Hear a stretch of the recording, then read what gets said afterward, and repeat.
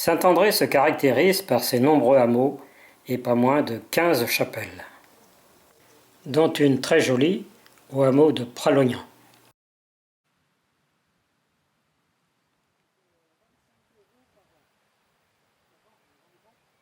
Cette chapelle, qui a été fondée en 1684, est dédiée à Notre-Dame de la Salette suite aux apparitions à la Salette en Isère en 1846.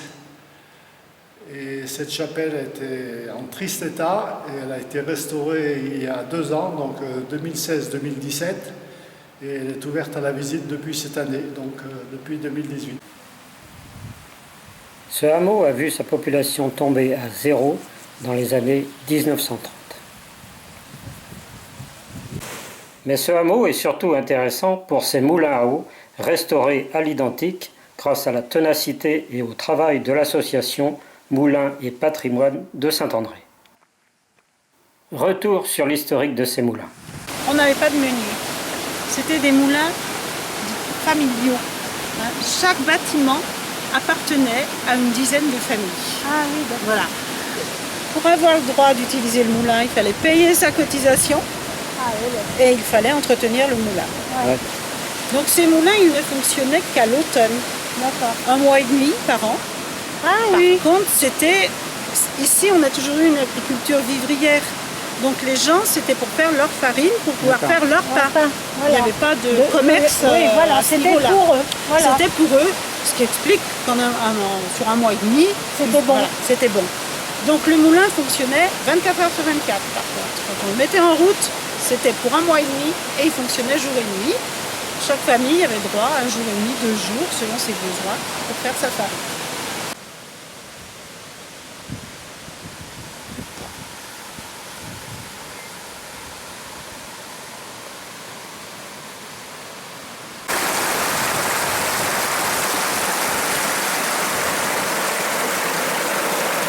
Et maintenant, comment ça marche ?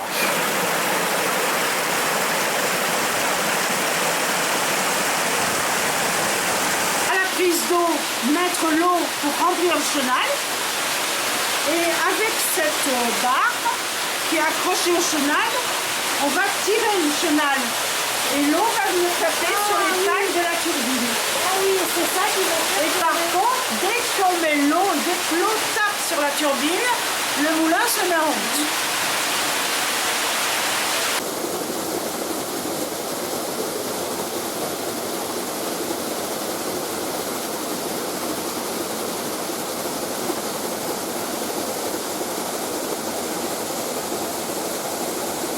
Voilà. Donc le mécanisme, la turbine, la meule mobile, la tourmente, et la meule dessus, la tournante. Le tout est relié par un axe. Quand la turbine se met en route, la pierre du dessus va tourner. Par contre, on n'a pas d'engrenage, pas de démultiplication. Un tour de turbine, un tour de meule.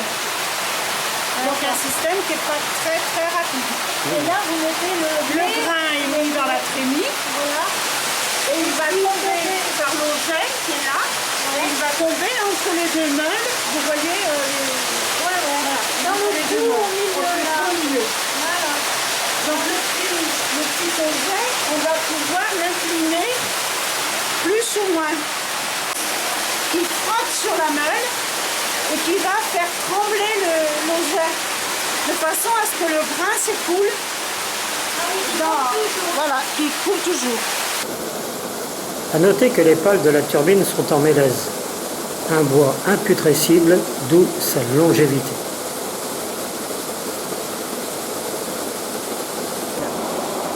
En finalité, l'objectif est de produire de la farine plus ou moins fine, obtenue par serrage des meules. Alors pour serrer les meules, on utilise ce bras, cette pièce-là, qui est reliée, si vous regardez dans l'eau, vous voyez qu'il y a un bras qui descend là et qui va à l'axe en bois. Vous voyez qu'il y a l'eau qui va dessus et qui va rejoindre l'axe. C'était une pierre. Qui va rejoindre l'axe. Et on va pouvoir faire monter ou descendre la meule on utilise ce bras pour faire régler l'écartement des meules. Plus les meules sont rapprochées, plus on aura une farine fine pour de la consommation ménagère. Si on veut une consommation pour les animaux, on va soulever un peu plus la pierre, on aura une farine grossière et ça sera plus rapide.